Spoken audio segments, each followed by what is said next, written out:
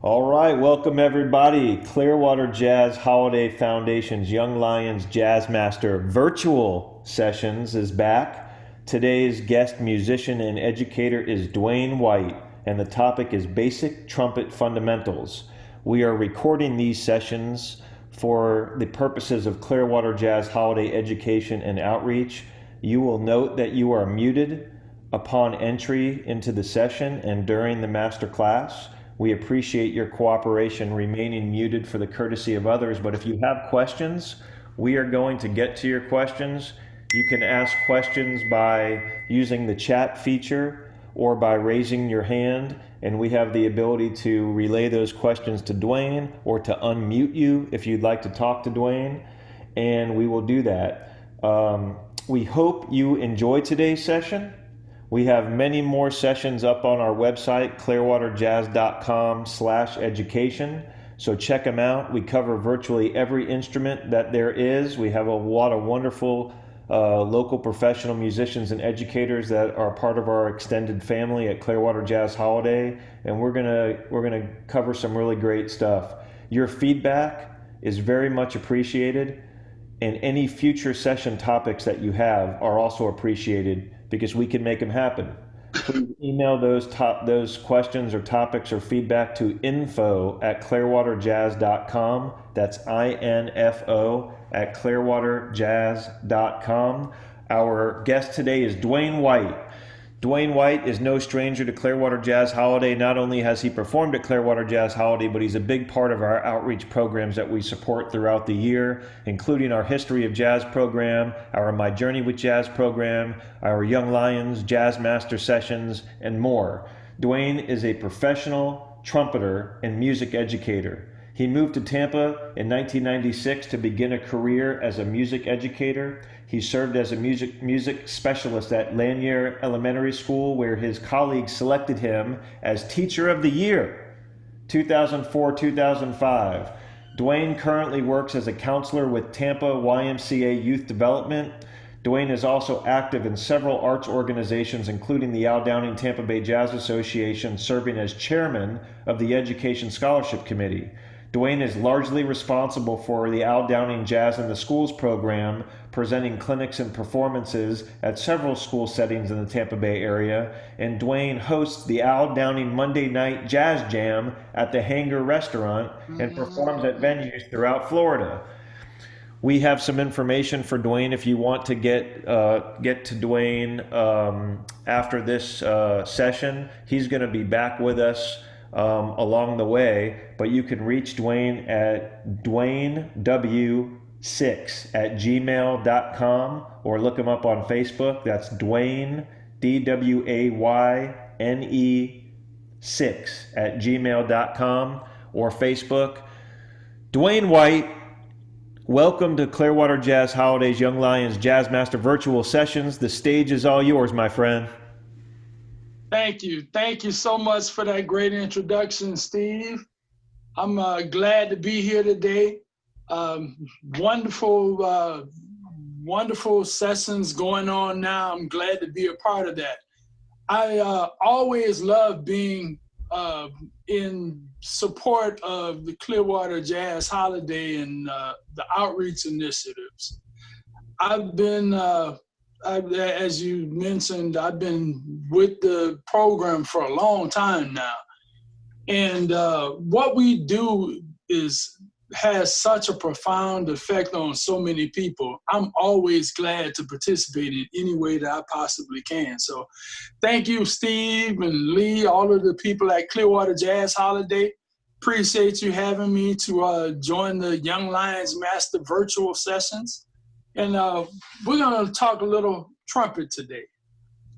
In the little bio information Steve mentioned, I have been playing the trumpet for, now I guess about 40 years or so. Started playing in elementary school, in school bands, and just loved playing the trumpet and loved what I did with it. And I played throughout school, went to college, was in the marching band in college. I went to Florida A&M. I know there's a couple of rattlers on here. Went to Florida A&M in the marching band, played in symphonic band, jazz band, all sorts of things. And when I was in college, I really got serious about really wanting to play jazz. And that kind of led to what I'm doing today. So I'm going to start there, although there's a little detour in my career. Some of you know this. About a little over a year ago, I had a pretty serious injury to my lip and didn't play for a while. And I've been playing at this point back again for about a year. So one of the reasons I wanted to do the basic trumpet fundamentals course is because it's the basic trumpet fundamentals that allow me to play today. So I definitely wanted to start off with that. And just a little caveat, there's many people out there that play trumpet or teach trumpet. There's probably that many ways to do this. But I'm going to go over some things that work for me. They may not be the way everybody else does it or learned it, but I know they work because they work for me. So I would start with a few things. One of the things in playing the trumpet is a brass wind instrument. And the wind portion of that is important. I heard a quote, I forget who it was that said it, but they said, air is all around us and air is free. But we playing the trumpet, we have to use wind, and that means we have to give it specific direction and specific purpose. So we're going to talk about breathing and the breath and how that works, because that really is the basis of what we do as trumpet players. So there's two basic parts to the breath. There's the inhale, meaning air going in, and then there's the exhale. That means releasing the air that you've taken in going out. I remember when I was at FAMU, we had a wonderful instructor. His name was Charles S. Bent. He was the low brass instructor. But, you know, even though he was low brass, trumpet is a brass instrument. They function basically the same. And one of the things he used to always say, he had a saying, when we play, we want to make sure we have big round sounds. We don't want small little puny sounds. We want big round sounds. So sound is something that's always been in the back of my mind, you know, in playing the trumpet and achieving the things I want to do on the trumpet. They're all based around, well, what does it sound like? You know, or am I getting the best sound I can get out of this? So let's talk about breath for a quick minute. Said there was two parts. There's the inhale, and then there's the exhale. One of the things that Prof Ben used to say is, when you want to take in a lot of air, and you want to take it in a relaxed manner, but you want to take it in as quickly as you can. So he used to always say, use the syllable oo or o to take the breath in, because that allows you to take a lot in. And he used to always talk about the breathing cylinder that we have. From your mouth, it goes all the way down to your lungs and to, well, you can't see this now, but like right above your belt buckle. So he would say, always breathe to that point. That way you can fill up your body with air to use. So taking the air in, I've heard somebody say, if you breathe in like you're startled, your body normally knows exactly what it needs to do. So when you're startled, your body takes in a lot of air because you have to get ready for that fight or flight response. So if you're startled, you take that big breath and it all goes all the way down to that part where I was talking. So you want to breathe in that manner.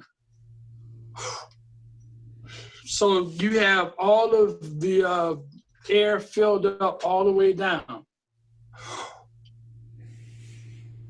And when you release it, when we play, we generally release it to a certain point in what we call our embouchure, or the aperture, the space right between the center of our lips.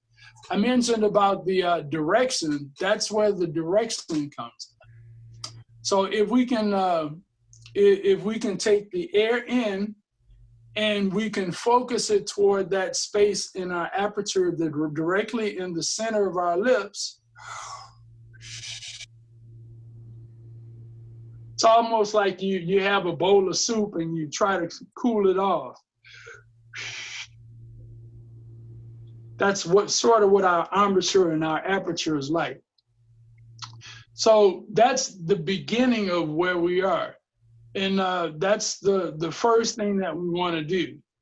In focusing that breath as it comes out through the aperture, that will start to help to produce the sound that we want. So I'm going to take out my mouthpiece. I know lots of people do a lot of mouthpiece work.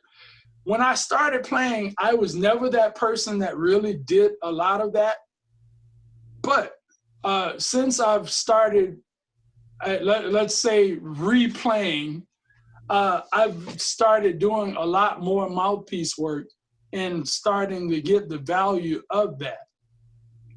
So we'll take the breath in and we'll try to focus. I don't know if you can see this, but in the middle of the mouthpiece, there's a hole. You want to focus the air right through the center of that hole in the mouthpiece.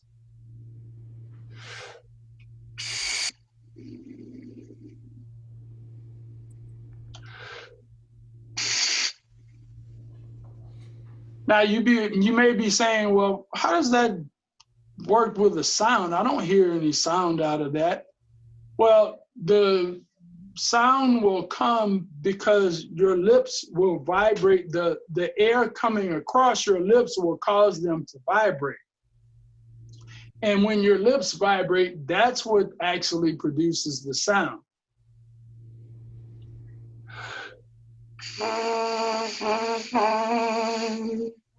Now, I'm not really forcing anything. I'm just letting the air pass across my lips and allowing them to vibrate. What I really am focused on is having the corners of my mouth together to hold them in place, so when the air goes forward, it doesn't blow my lips apart. When the air comes in, it just blows everything apart.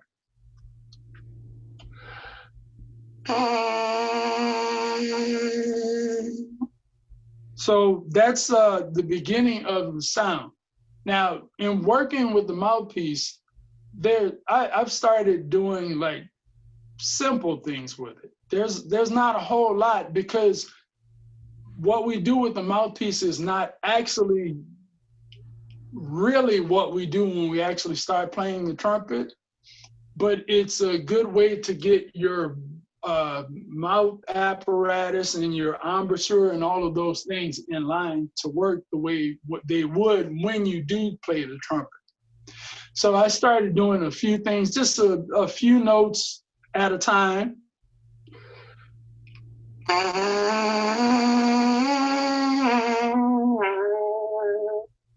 Just directing the air and moving the air.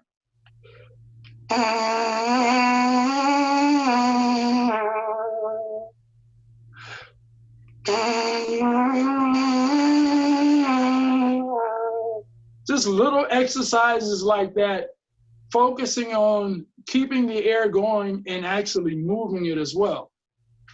And then the actual pitch, usually closely when you start buzzing the mouthpiece, especially beginners, the pitch will usually be around low C on the trumpet, right beneath the staff.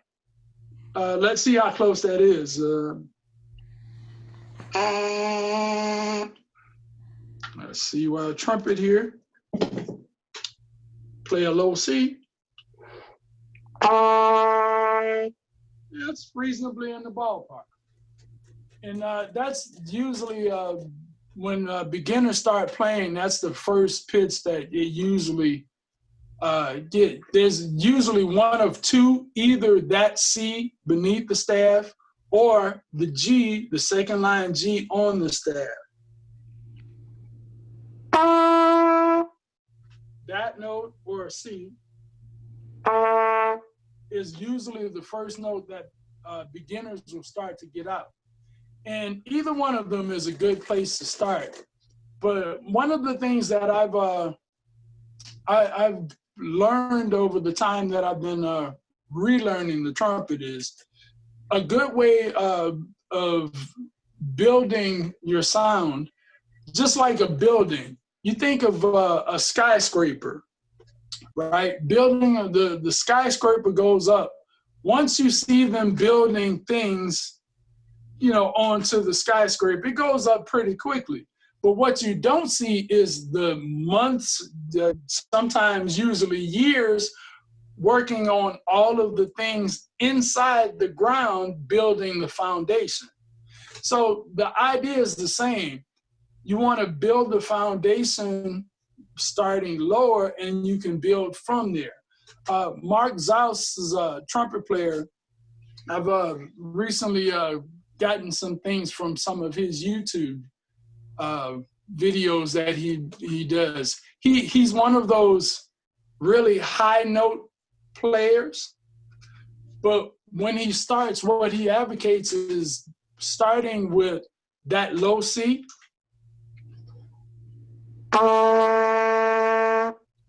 to make sure you have the feeling of everything in the breathing apparatus being relaxed. And then taking that, once you've started there, and taking that as you go higher, so you get the same relaxed, open feeling even when you play higher notes. So that's something that I'm working on now, because I just recently found that, and it has been working out for me really well. So let's talk about something a lot of trumpet players talk about: long tones. It's a way to build your sound. It's one of the best ways to build your sound. There's a couple of things to do, but long tones, not the most fun and exciting exercise in the world, but just playing sounds so you can get your air support, just making sure the breath is supported and you get nice, even tones.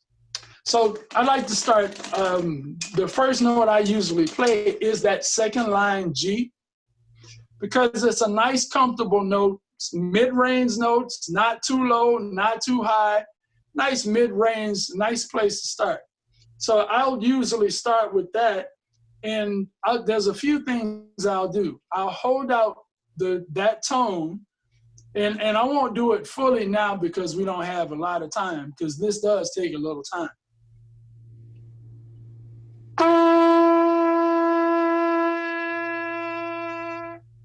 And just hold that note out for maybe 12, 16 counts. And then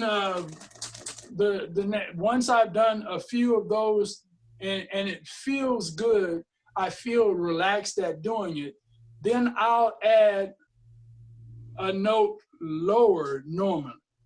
And again, just the idea is start down low, build there, build that foundation, and then you can go higher from there.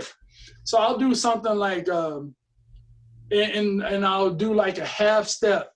So on the trumpet, I don't know if there's any beginners here, but the open pitch, I would go from the open pitch, the next note down would be second valve. And if there are any beginners, each valve is connected to a slide. And if you look at them, the slides are different lengths. And what happens is when you push the valve down, it allows the air to go through the lead pipe and into the valve casing, and it goes, when I push second valve down, it goes through that second valve slide and then back in and out through the bell. Just that little extra distance, though, causes the pitch to go a little bit lower. So I'll play the open pitch, and then I'll press the second valve down, and just that little added distance causes the air to go a little bit further, so the pitch drops a little.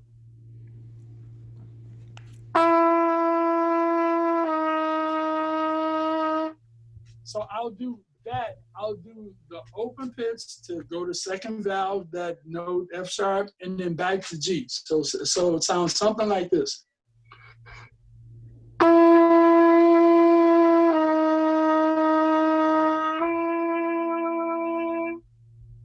And then I'll do that going down chromatically. The next longest slide would be the first valve slide. So I would go from second valve to first valve, back to second valve.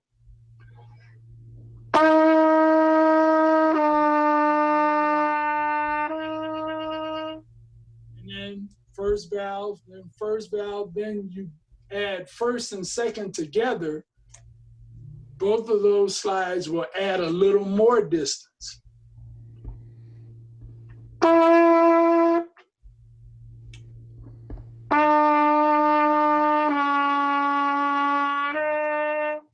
And I would continue that. There's actually 7 valve combinations, again, for any beginners here.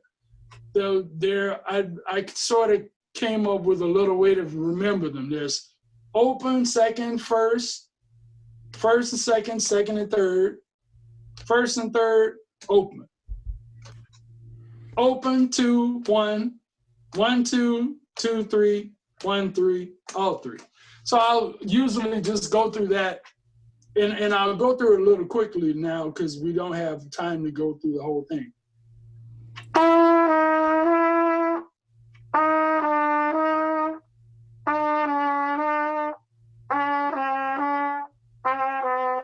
And so on and so forth, right down through all the 7.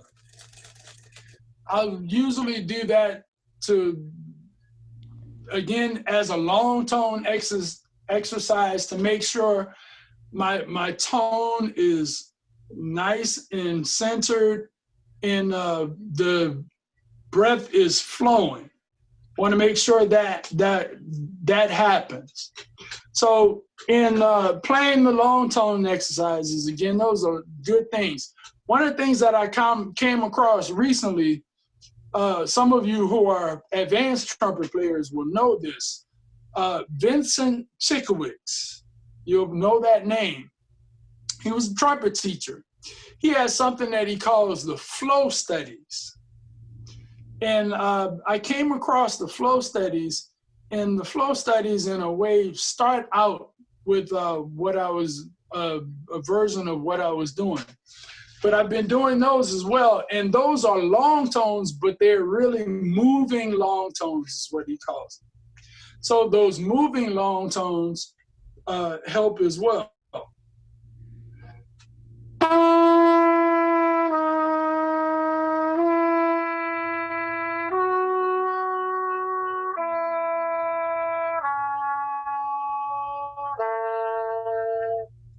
So they're long tones and the air is constantly moving again, but you're using different pitch levels with that as well.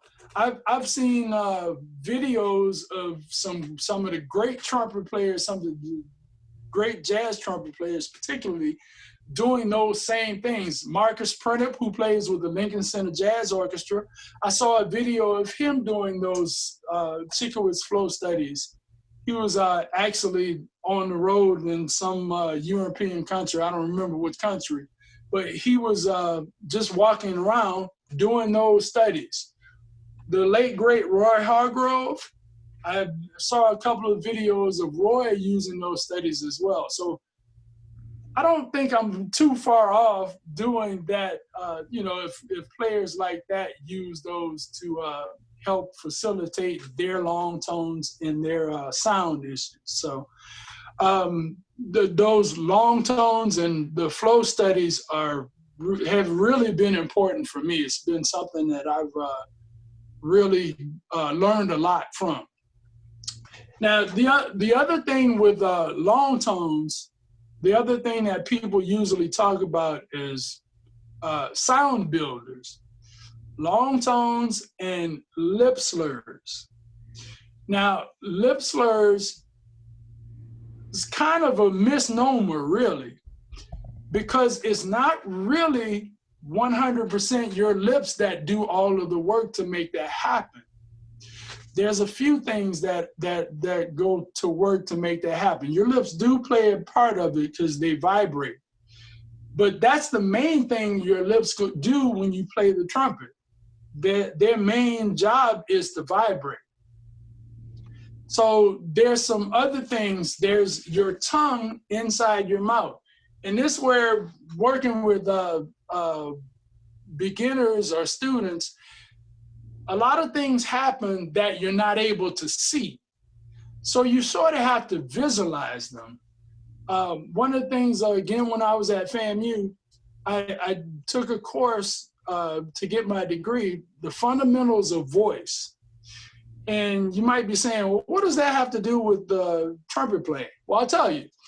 One of the things that I got from the Fundamentals of Voice that And when I was teaching elementary school, I taught voice for a little while. It talks about vowel sounds. And basically you want to do what they call pure vowel sounds, not blended vowel sounds. I'll get in that explanation a little later. But the pure vowel sounds are basically E, not A, A, O, and U. Those are basically the 5 pure vowel sounds that you use. And in learning those, where that came to me, your tongue inside of your mouth actually does most of the work for quote unquote lip slurs. And lip slurs are basically changing between partials. Partials are just the same fingerings, but different notes. Like if you start on the trumpet just open, the lowest pitch normally people would play with C, that C I talked about earlier. And then G would be the next one.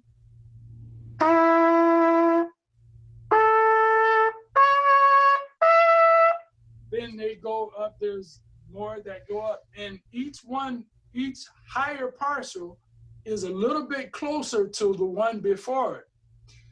The distance between the first two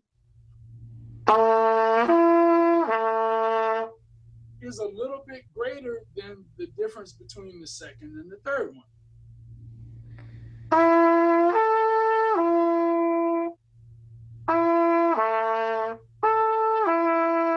Then the next two up, this distance is even a little closer. So going between those is a way to using those quote unquote lip slurs. That's what they call them. So that's what I'll call them. Using those lip slurs is a way to help build your sound as well. And starting, again, the idea of building from the bottom, moving up is what I like to do.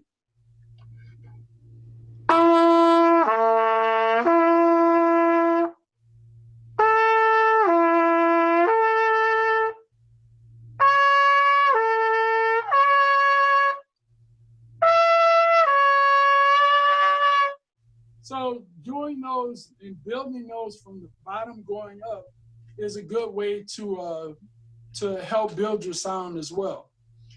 There's, I guess I got a little ahead of doing the lip slurs. There's another slur exercise using the chromatic scale. I talked about the valve combinations. Going down through those basically creates the chromatic scale.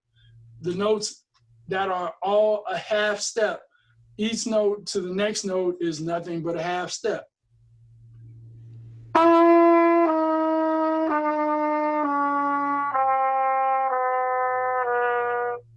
So another way of doing that, using that, is going from, and they all sort of pivot on the open pitch there. And I'm going to kind of go through them fast. Usually we play them long, maybe like 4 counts each.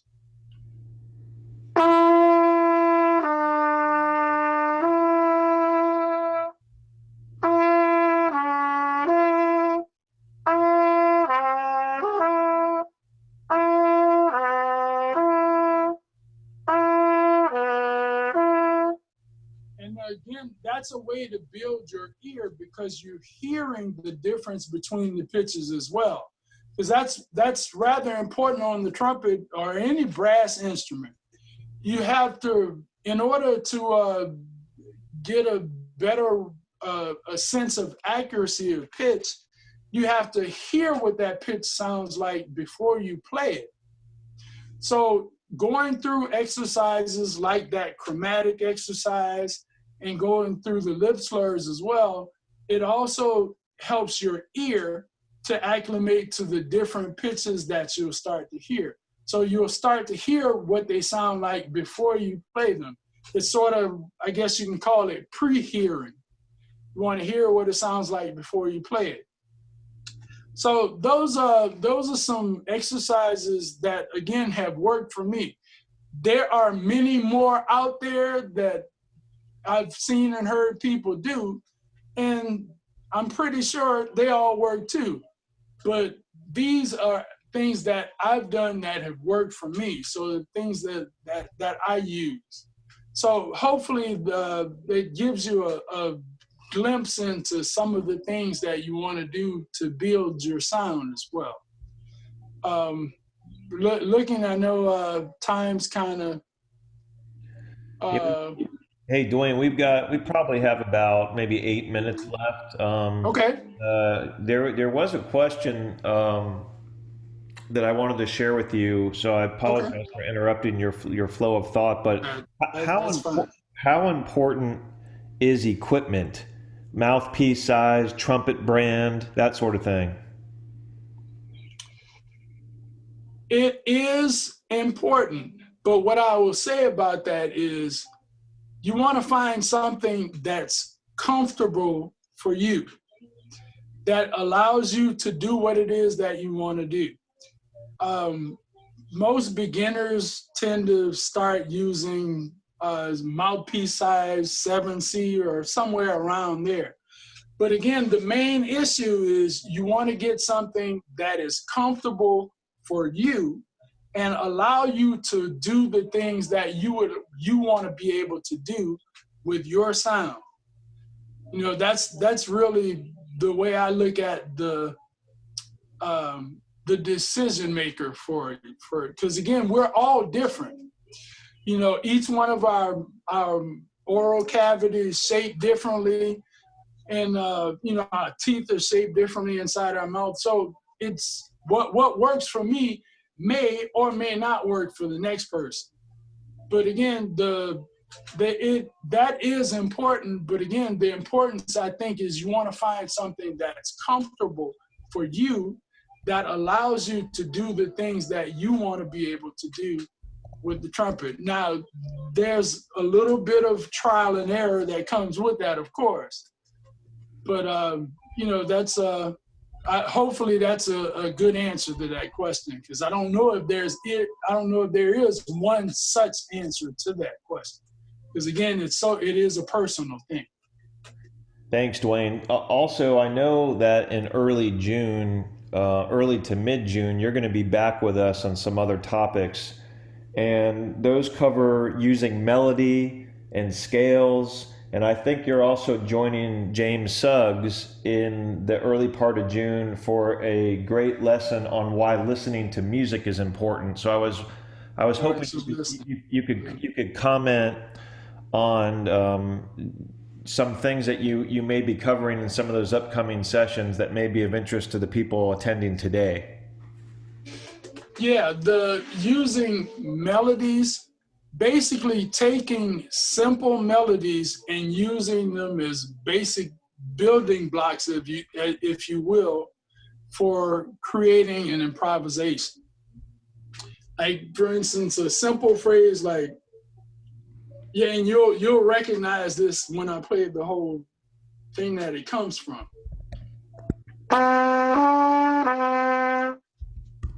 So using a simple phrase like that and finding a way to build on that.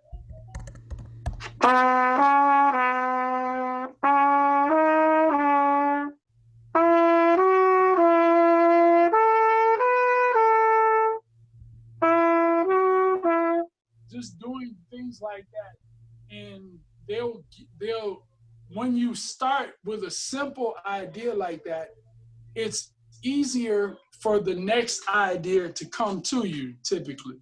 Because if you start off thinking this large array of things, it's like where do I go? Where do I start? But if you start simple, usually that will lead you to the next thing. And again, those first notes came from.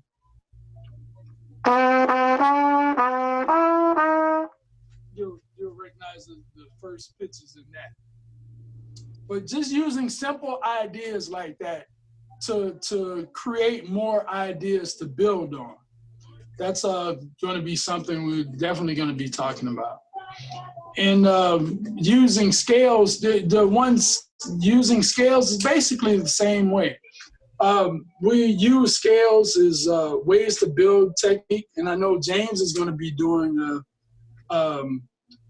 ways to build your technique, and he's probably going to cover scales in that. But using scales or using portions of those is in the same way as ideas.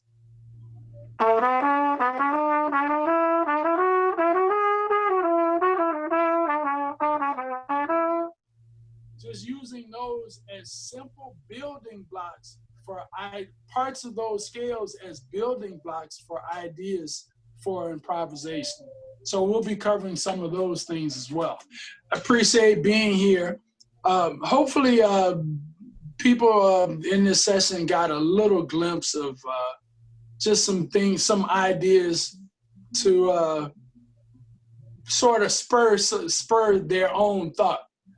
A lot of times I think what happens is we have things that we think about, but sometimes if we hear something just from a little different angle, it'll help spur some other thought in us. So hopefully that happened today. I hope I was able to give something that would spur that in someone else. And again, thank you all for coming and hanging out with us, and please continue to enjoy the rest of the sessions. There's going to be a lot of great stuff coming. And again, thanks, and we'll see you on the next one. All right, Dwayne, thank you so much. It's always a pleasure being with you, and you did a great job today. Thank you, everybody who participated today. We'll look to see you soon. Hopefully, we'll see some of you back here on Monday with Butch Thomas for a basic approach to jazz improvisation. Take care, everybody. See you later.